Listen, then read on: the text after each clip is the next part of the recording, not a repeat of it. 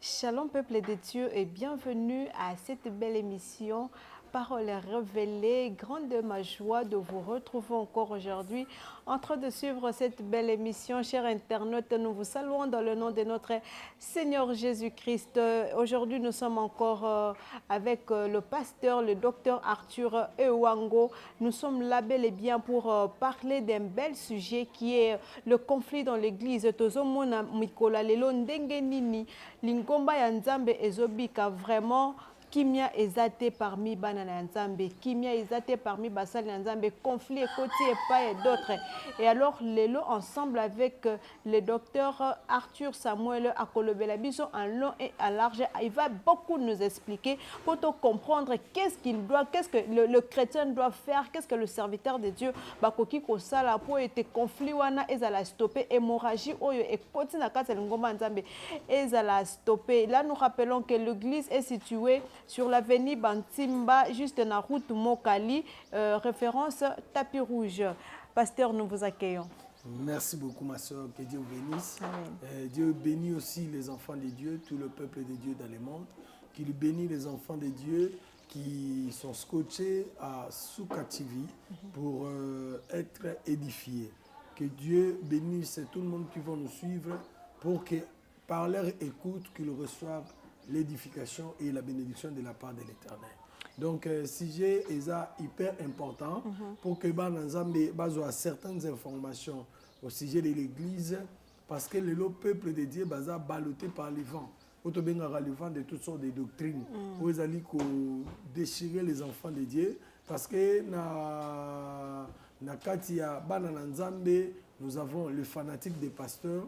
Le comment bandimi à pasteur Songolo, na bandimi à pasteur Pakalabayo Kanarate, et donc c'est ça, et c'est la réalité où tous vivent plus dans Kinshasa et qui influence même le monde, qui fragilise l'évangile du Christ.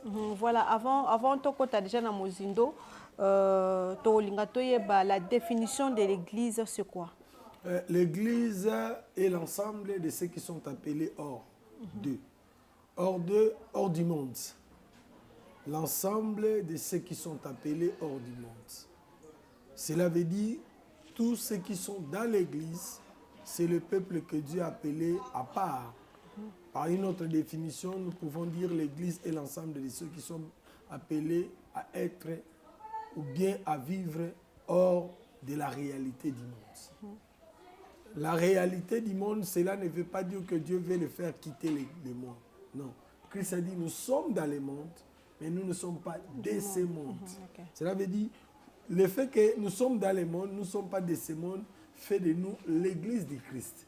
Nous sommes appelés à vivre dans le monde, mais pas comme le mondain. Qui est un mondain? C'est celui, toute personne qui n'a pas encore reçu Christ dans sa vie. Qui est un enfant de Dieu? C'est toute personne qui a reçu Christ dans sa vie. Et pour faire la différence entre deux individus, les différence physique, différence spirituelle, différence comportementale, différence caractéristique. Ça veut dire ceux qui n'ont spirituel, je reçois la parole qui apporte l'édification qui amène le changement. Maintenant, ce changement-là, ils ont influencé le comportement dans la comportement il faut influencer le caractère. Je sais que Batobelo, ils savent faire la différence entre le caractère et le comportement. Les comportements sont innés, le caractère, on les taille.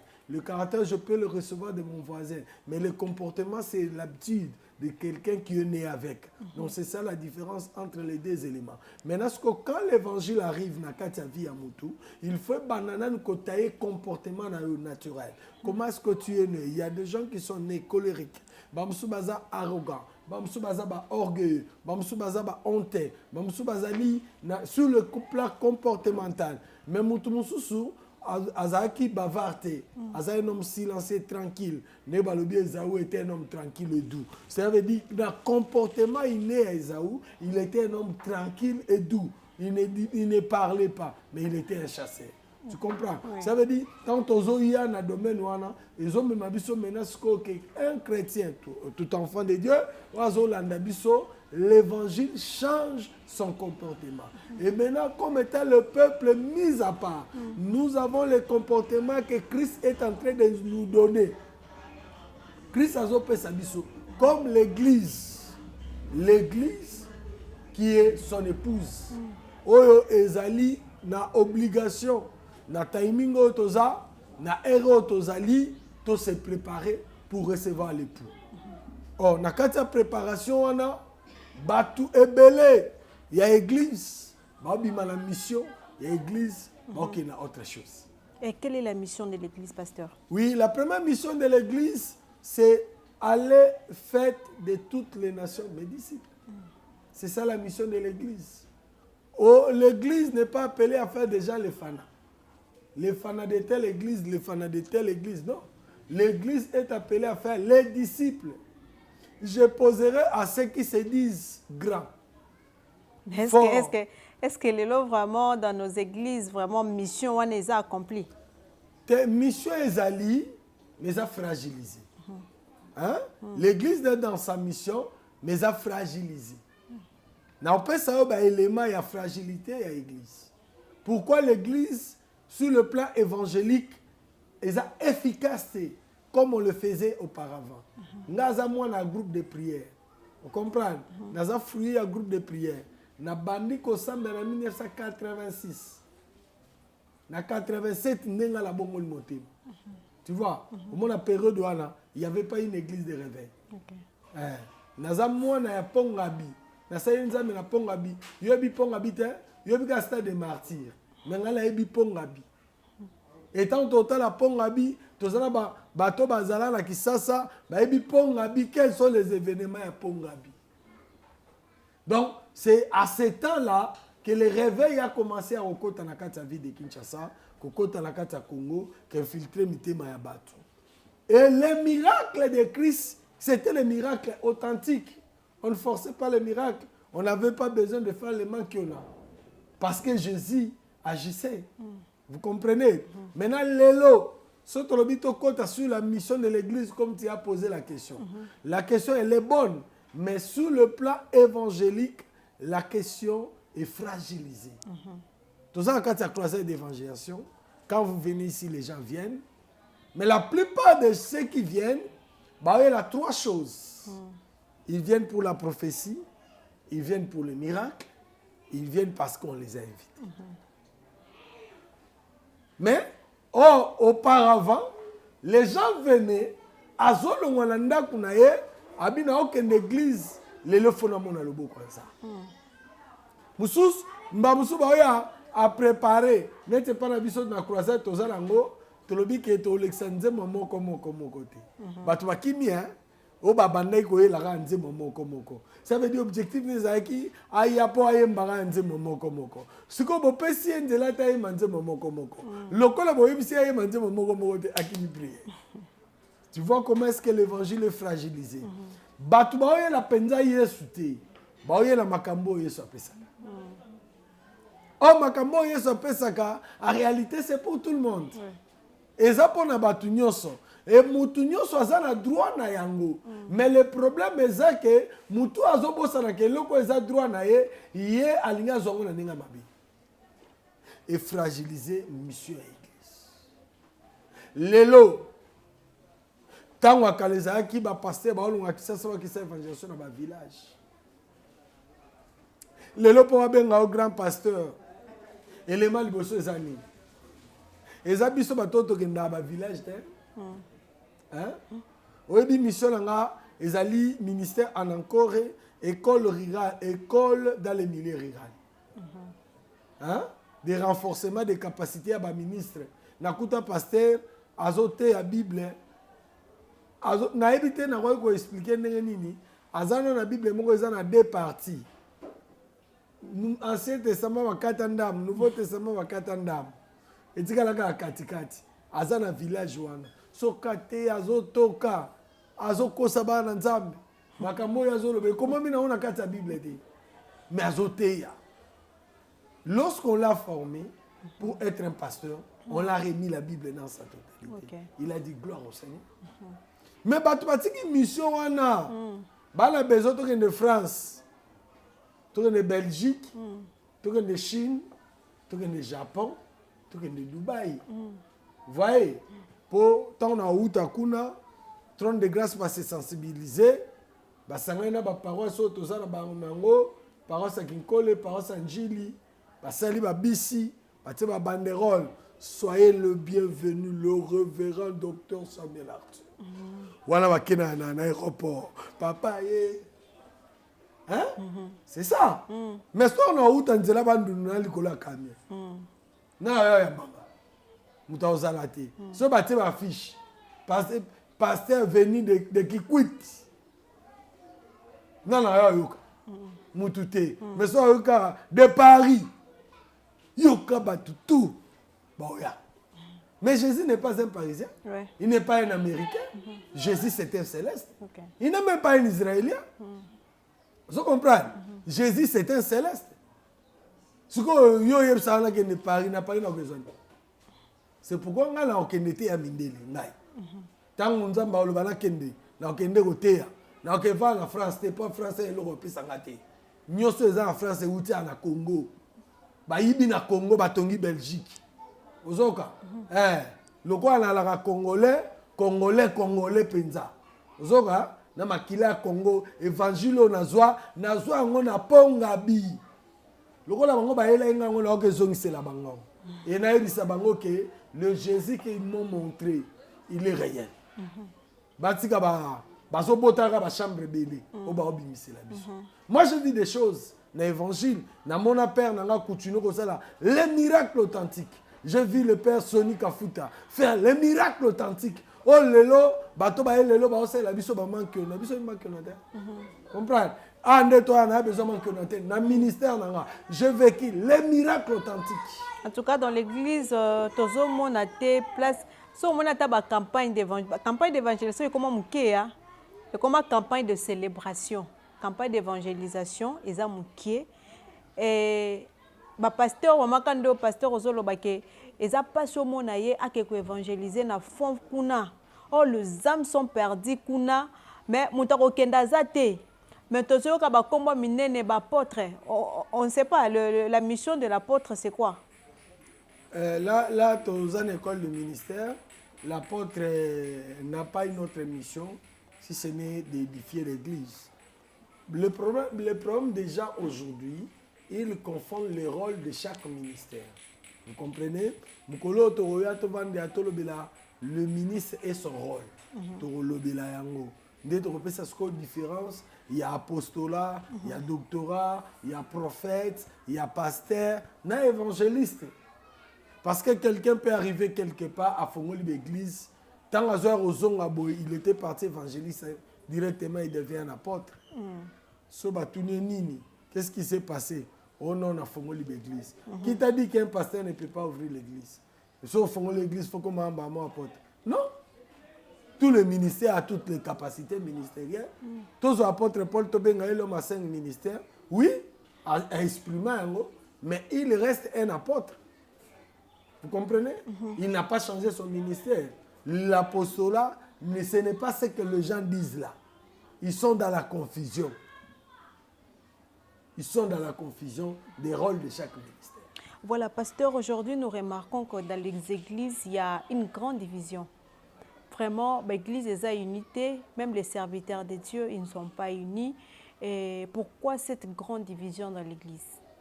La grande division dans l'église, la division est d'abord l'œuvre du diable. C'est le diable qui introduit cette manière de faire les choses pour fragiliser l'évangile. Comme l'évangile est fragilisé, l'évangile devient incrédible. Le lot rôle n'a que tout que de côté. Na même chaîne na biso asukativi quelque part. Que ça l'évangélisation. Tant que comme on a bandi évangélisation. Mais ce que tu as na bato ba ondima, na bato ba koloba na biso ba yaka kaka boye. Nenyo ba yewana ba yaka kaka boye. Mais en réalité, division dans l'église, ezali parce que batu bazo koka kosala batu ba disciple ya Christ. Batu bazo sala nde ba fanatiki ya ba pasteur. non seulement balingi ba comme ça église qui wenge, elle Paris, elle nini, balingi ba créer. Mais bazo est le leadership de pasteur. Problème est leadership, problème est que bazo manquer discernement. Moi je dis que bazo manquer discernement. Il y a deux choses. Première chose, bazo manquer discernement, il y a utilisation satanique na ba agissement na bango. Deuxièmement, bazo manquer discernement, il y a tant aux années. Parce que le diable, na mission na ye, ils a pour diviser l'église. Ayebi que soka diviser l'église, l'église est en capacité de ya ko s'épanouir. Moni, tous en capacité wana te. Parce que tous a net nga l'église awa, naza na ba pasteur, naza na ba pasteur, naza na ba évangéliste, naza na ba prophète, naza na ba berger, naza na ba ancien, ba tout wana nyonso, ba sa force là. Maintenant, ce qui est que na kati ya méthode ya travail na biso, quelque part tozo kabwana. Toko comprendre que le diable oyo alingi biso to avancer te. Azo kota na sillage na biso pour lukaneni akabola biso. Zomon. Et azo luka akabola biso avec un seul but, un seul objectif. Division azo linga memela biso ezaka ke yé a régné. Tant qu'il y a qu'on régné, Christ a aux place na été. Or, Christ force na yé a unité. Force ya Christ a unité. Force ya diable a division. Maintenant, ce qu'on a division dans l'église, c'est le diable qui influence, qui utilise certains pasteurs. Vous voyez? Alors, comme tous comprennent que c'est le diable qui fait ces choses-là, bah pasteur, il faut bah bota esprit et discernement. Compréhension pour na koyeba ke likambo peut-être ndekwaye nango eze loko ezo kabola biso nazaka na devise moko na lobaka yango o ezo sangisa biso et l'équipe makasi koleka o ezo kabola biso o ezo sangisa biso eza plus important koleka o ezo kabola biso parce que o ezo sangisa biso o eza plus important ezali Christ qui doit être prêché yé seigneur l'évangile comme musika. Maintenant, ozo kabola biso, il cause à mbongo, il cause à gloire, il cause à balobi. Vous comprenez? Moutoumou avec internet, à Simbi pasteur Songolo, à lobi oya koloba. C'est yamone zo kabola. Ozomona. Et ozo sangisa biso zali, nous devons amener les enfants de Dieu dans la compréhension de la réalité de la vie. Maintenant, la division wana. Ezali ona oyo. Ba komi kokotsa ba cop tina kati église. Église est comme cop entre bango na bango. Po olimisanga na loba na ilanga na pasteur mais na zino ngolute ya kosala ba cop baninga basala na musala nzambe. Yé na sala église cop. Na zona opeta wana te. Tata na ngakuta molimo atungisa ngai ndenge ni oyaka ba réunion te po ayebi ke na yaka na kimi. Na yaka na kimi po nani parce que nous sommes des personnes to évitera ma problème na bisika tovani. Mais cela n'empêche ceux qui n'ont pas cette occasion il y a koloba likamu moko bona o etali église na réalité église actuelle to loba ngote ndenge mo lelo na zo occasion na plateau na yo pona loba makambo na loba ba kulutu ebele bazo rêver to loba te ke basila ponga loba pasteur asila raté. Ke ba yo mtoloba ke basala nzamba asila. Musala nzamba asila raté. Et cause à la que tant on les attend a été. Mais les cabos nzamba tsaka tina ye échange raté. Les dons là restent identiques comme Dieu lui avait donné. Depuis qu'on l'appelle ça ti lelo ezakabo. Peut-être à Rosala azaye penata ebelete ya osala makambo banda osala lobby mais likabo ni tikalika on nzamba tikati.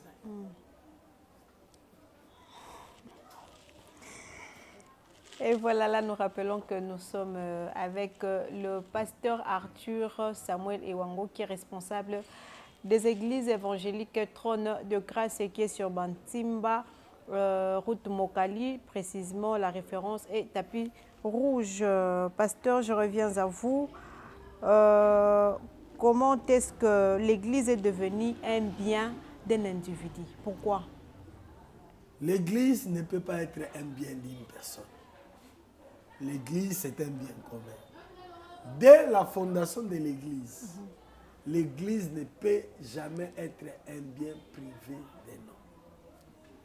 Le problème, ça se situe à quel niveau? Le problème se situe, nous avons le pasteur et les collaborateurs.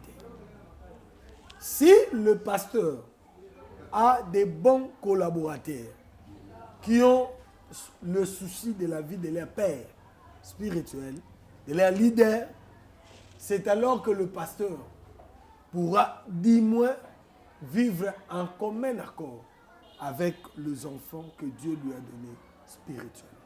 Parce que tout pasteur a deux femmes. Et sa place pour me je suis pasteur, j'ai ma femme physique qui a mes enfants physiques. Je suis pasteur, je suis le père de l'église. C'est une femme. Donc je suis l'homme que Christ a établi pour et bano bazobota mawana, ce sont mes enfants dans les ministères. Donc il y a un lobby des femmes. Une femme naïe, alors que le docteur Samuel a dit pasteur nous sommes des femmes té, il y a un lobby té. Tout on a bien. Zamba pas mola bino batu bo Hollande biso. Mais expliquons clairement, nazana moi si au hasard physique. Na bana na ngai, ba keliti ba abia, ba sardoine. Mais tandis que tant on a une église, nazali na Olga, pasteur Olga, nazana pasteur Timothée, nazali na évangéliste Nathan, wala bazabana na ngai dans les ministères. Babotami na moi si ezali église. Voyez, na pasteur il faut que deux familles en ezali. Maintenant ce qu'on a deux familles, ba vivre ndeni parce que musala nzamba pesi ngande yango. Na osaila yi. Na kati siko, nzamba tinga i pasteur.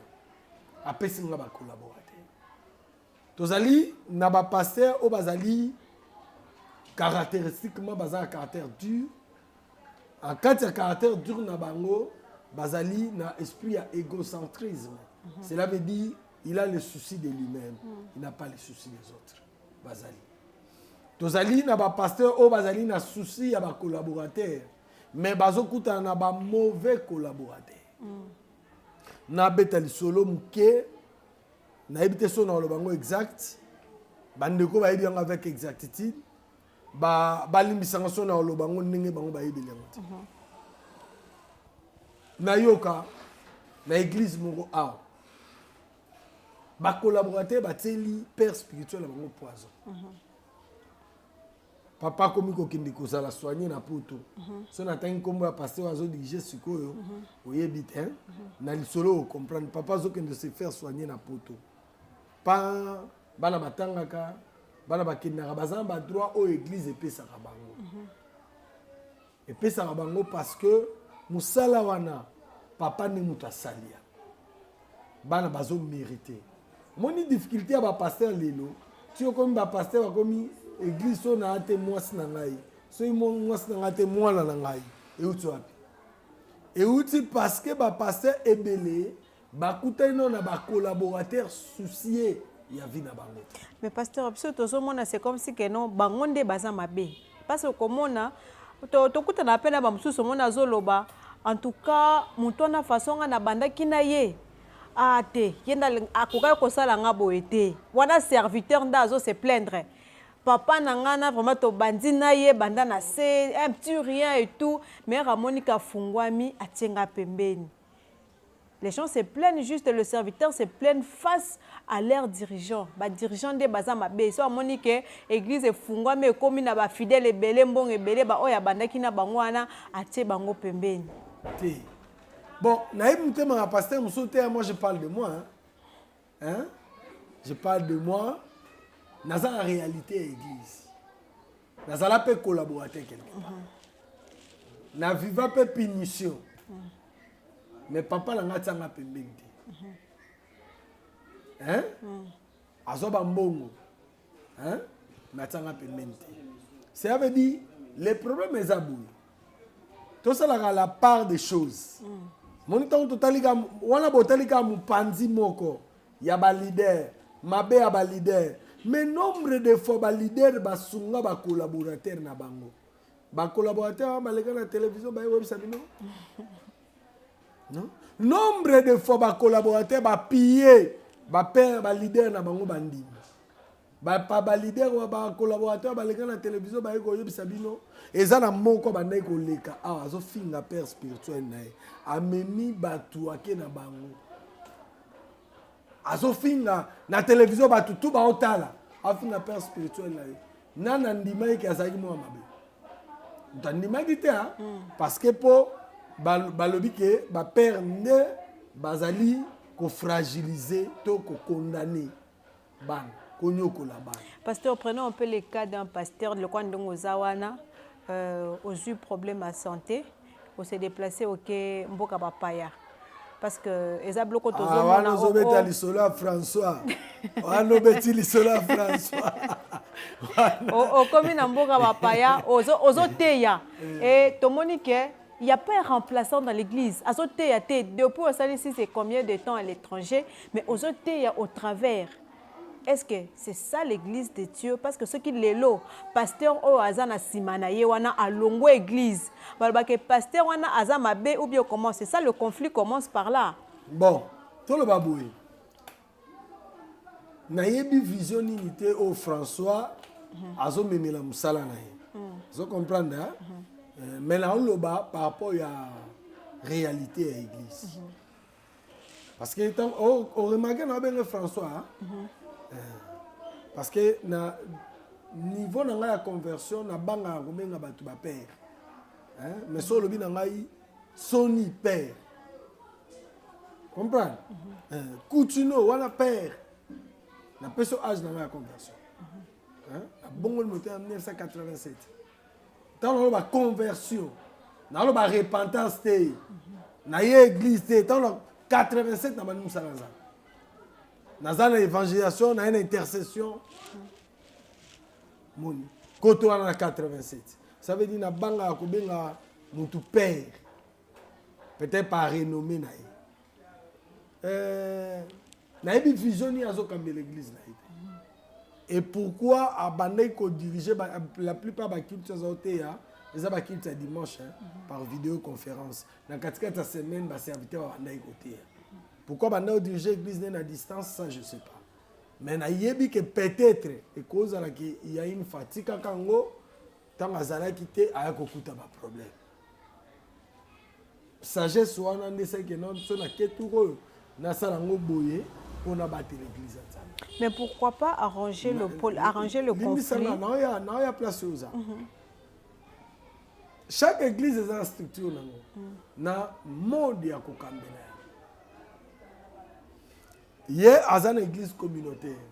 Akoka ipe ko za serviteur mon na kati ya communauté ache. Mais so ache te. Faut pas biso to banambala mon na condamnation. To yebi réalité nino ya vivate pour ça la boum. Et les églises à l'élota. Église ou les églises à l'élo. Babete la rabino li soleil zara aseka. Bon le tourne mu comme ça yeb sabino. Eza makamna nga la olobango te. Mais pourtant ya zo banda biso peto ba. Ponga ba musa nzambe na aketi. Comme ministre. Ba musa nzambe na aketi. Mais ye koma aseka na. Plus yenda yebi wa masoro na ye nko nzamba opeso ngolo ko tout na. Eza plateau na. Yenda yebi nene o yebisa. Vous comprenez? Ça veut dire wa nzamba makamna ye. Batu ebele ba diabolisaka likambo muto asali sans que aye ba origine na yango. Asali yango poni to yebiti. Muto muso akozala atike église, atike li batu. Aye ko kuta na église, muto atike la église a poudrier ba ser nyos. Tango linga voyager mbala sima, autike so muto. Autike muto te. A Lukasko a ça un mécanisme nini pour que tant ya aya écoute église ça stade. Tu pas réalité nini François kuta na ngote pourtant o ke ndati église na vidéo. Aba no kambe église na vidéo conférence. Wana fo boge tuna. Soke boti ba ranking.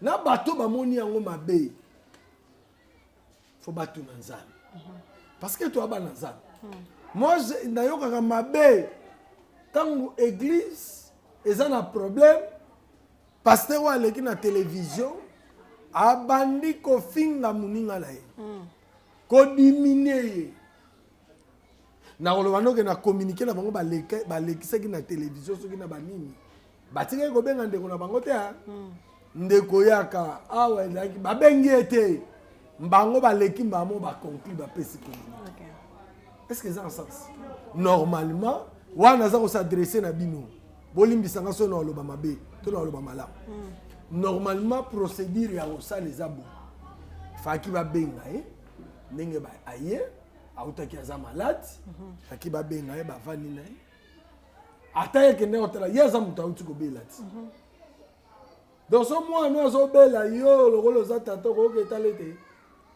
auti po to lokola autaki wana ayaki malade yo okoyoka etala ete mpo ya tata oketala ye c'est normal non c'est humain c'est la courtoisie faki bakeye batali ye na nsima ya kotala ye babimo to wana réunion moko babombela ngo ata surprise to wana réunion moko esenga tosola moni misala ya communauté ozalaki te basaleli ata politique na réunion wana baexpose plainte na bango bayoki mpe ye mais bango bayoki ye te.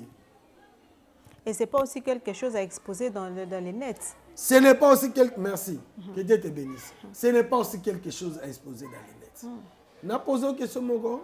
To na bo quand na posé question à bato ba Hollande biso. Ba yebisanga yi. Na église catholique, y a-t-il pas de conflit? Dans l'église protestante, y a-t-il pas de conflit? Est-ce que bosu bo yoka ba conflit à l'église protestante? Na télévision. Il y a catholique. Bosu bo mona na internet. Pourquoi l'église chrétienne, l'église des réveils, a cette grande immaturité? Azo déployer encore et puis azo démontrer immaturité progressive, croissante et continuelle. Mutoseli banzembo na ye. Sous inspiration banzembo na ye to yebaki yango te. Abandai banzembo na ye pa yembi yango esimbite nini esimbite tango abeti yango kaka esimbite ale okuna zui azui esimbite c'est que esimbite koto ayembeli tsongolo donc bazaki na kata conflit c'est que donc bino bolingi kaka église ezalaka na conflit et na kata continuité ya ba conflit pour que église ezala fragiliser boza va serviteur à Satan bozo contribuer à la division de l'église parce que c'est lui qui fait l'œuvre du diable. C'est un diviseur. Moutou ya kabola kabatu, c'est un serviteur de Satan. Tala, ngala kutana kiri moko na net.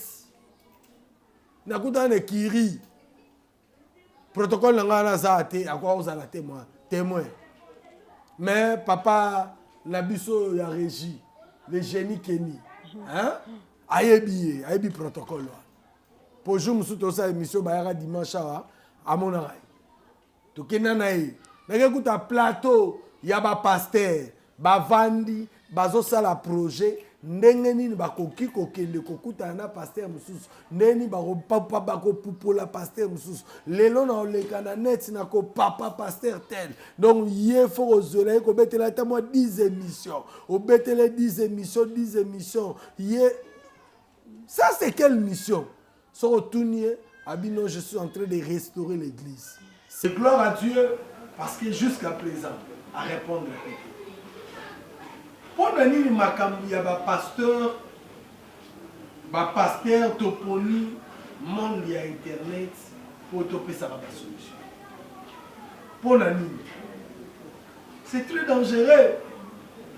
N'avait pas la chaîne de la oh.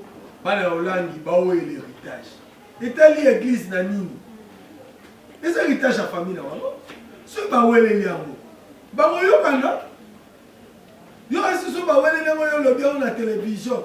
babengi biso kongo momba toke tovanda tokabola héritage. C'est comme si pasteur bakango bango nyonso bazosepela nde na babesoin na soki parce que so nde ngana oto na conflit tozoka papa Arthur pasteur Arthur aza na conflit na pasteur Kenny et yo obengi nga presque no ya kofilme ngai il faut nalobela natiela ye et bayeba filme yo ale balancer yango na kati internet après allez il y a peu pasteur Kenny ba nga pe na ofanda te faut na répondre ye quand la ligne est loco na kati ya ngomba ya Yamwana na lobby, quand vous faites ça, vous devenez un serviteur de Satan.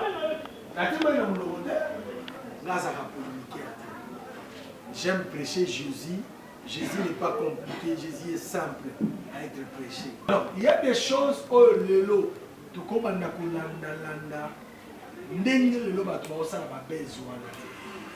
Peut-être, batu musu ba oluka ba vie na YouTube. Bon, je ne sais pas comment est-ce que moi je sais que j'ai donné une seule prédication. Si les lots prédication la net c'est et continue autant. Et il y a des gens qui m'appellent juste aujourd'hui. Les prédications en 2018.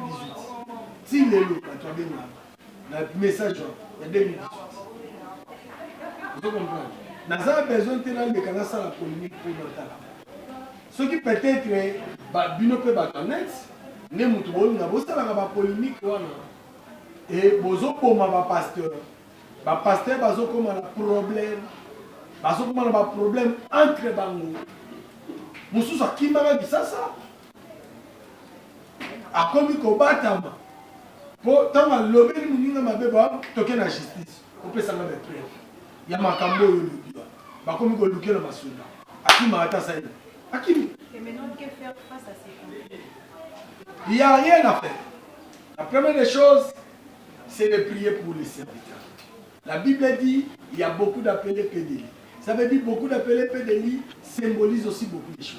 Ça veut dire là où il y a les élus, le diable cherche dans quelle manière il peut les diviser. Et dans le processus de division, nous devons prier pour l'Église. Prier pour les hommes de Dieu. Non seulement pour exercice et un ministère efficace, nous devons prier pour eux pour que nous soyons bazo sala. Nous allons protéger les intempéries. Dans le but, nous allons faire la poison. Até qui n'a bien. Dimanche à Tei, à Zonina. Allah est là pour les pierres. Pour les pierres Kazati. Le pasteur tout a assez cabaye.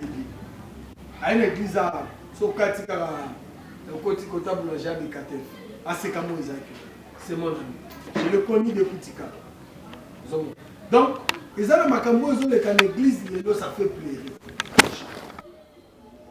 Batu musu balingi soko ye pembeni na ye ye lokola azaka mutu amankiona oke na ye na système amankiona.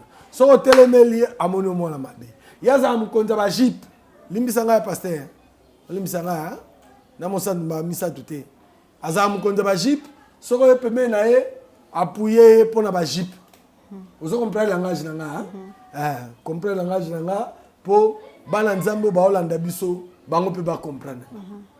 So ka za bon yo appuyer ko l'axité que non de ko loko zo sala wana eza mabe ngai nazalaka contre mutu nyonso aleka na TV atanga bakombo baninga na nenga mabe. Je suis très contre de ça. Comprendre? Mutu nyonso aleka na net pour sala succès faut utiliser combat mutu moko boye pour alinga so gaz na sima mutu wana non. Nga leka na l'équipe pour la combat batute na l'équipe pour la sabatu ke Yesu asalaka na Congo ndingi. Et le long makambo esala makati à l'église ba pasteur botelema c'est le diable qui est entré. Satan a koti ana posa bo panzana. Bolonga ba distraction wana kotala ngaro za na bangote. Ozala ezaka ngar. Atotonga na étage ezaka ngar.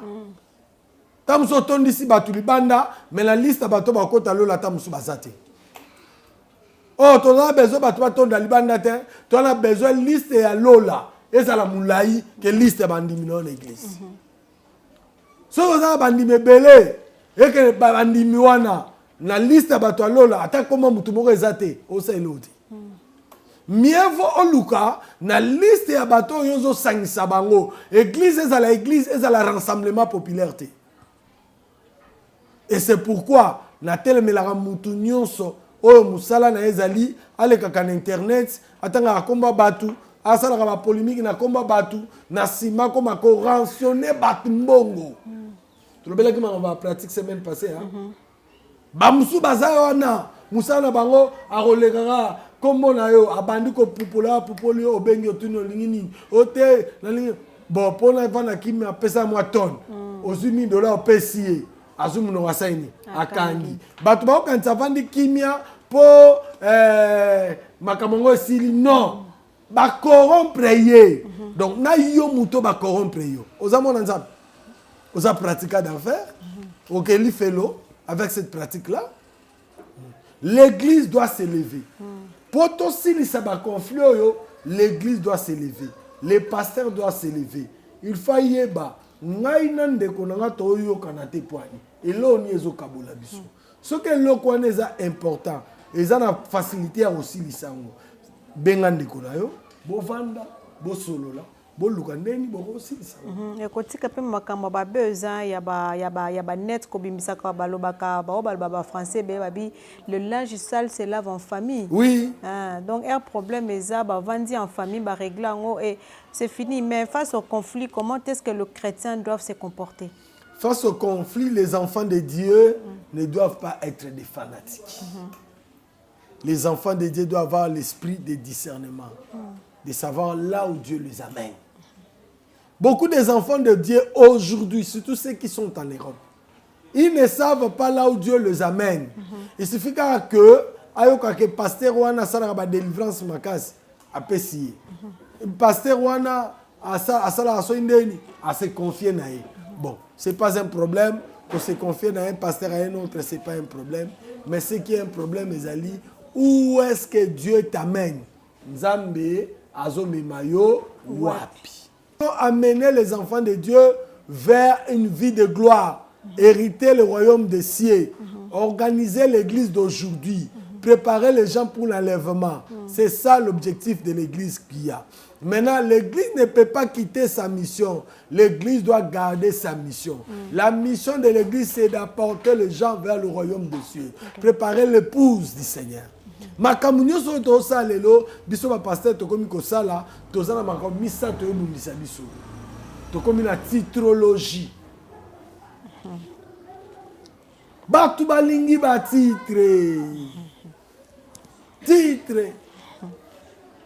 titre abeveke ye ya ba archevêque ye ya ba monseigneur ye ba titre bimikilikili. Soko bina egage no yo boetete ngai kitisi ngai omotete na kende place wana a humilier ki ngai ya Bible lobi l'humilité précède la gloire. OK. Pasteur, un mot de la fin avant que nous puissions nous séparer. Que le Seigneur bénisse son peuple, qu'il bénisse les pasteurs Kenny derrière les caméras et qu'il vous bénisse aussi. Amen. Et je bénis tous les enfants de Dieu qui ont eu le temps de nous suivre. Je suis votre humble serviteur, le docteur Samuel Arthur Ewango. Je suis le pasteur responsable de l'église Trône de Grâce. Comme l'a dit la journaliste, elle a dit le pasteur des églises Trône de Grâce qui sont au Congo. Kaidi Bantimba, c'est l'unique paroisse parce que nous sommes aussi en Djili, sur l'avenue Ngangwele, numéro 9, dans le quartier 7, et le quartier 13. Et nous sommes aussi à Kinkole. À Kinkole, je ne maîtrise pas vraiment l'adresse. Peut-être à la prochaine occasion, je vais vous donner l'adresse. Nous sommes sur Mbujimaï. Okay. L'église ici à Mbujimaï. Nous sommes ici sur Chenel, ici, dans le centre Ebali. Ce sont les églises Trône de Grâce. Et tout enfant de Dieu qui nous a suivis, à qui j'ai choqué, qu'il me pardonne. Et il a des questions à me poser, il peut les poser, le téléphone est là. Plus 243 89 41 846. Et Pasteur Kenny va vous écrire ça sur le bas de l'émission pour que vous posiez des questions que vous avez. Si vous êtes édifié par les messages, vous voulez des conseils, vous appelez. Nous sommes là pour vous, nuit et jour. Nous sommes sur WhatsApp, Facebook. Vous tapez seulement Centre évangélique Trône de Grâce. Vous allez retrouver notre page.